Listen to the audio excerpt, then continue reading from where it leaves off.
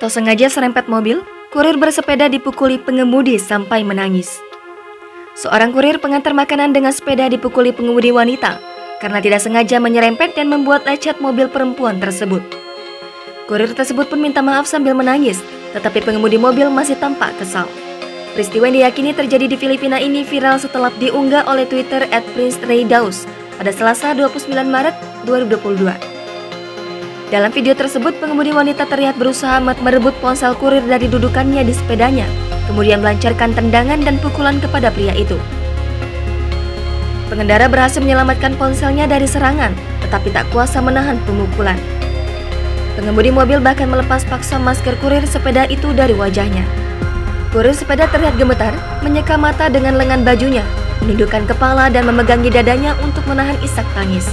Hingga Kamis 31 Maret 2022 saat artikel ini ditulis, video pemukulan terhadap kurir tersebut telah mendapat 533.000 views dan 16.000 retweets.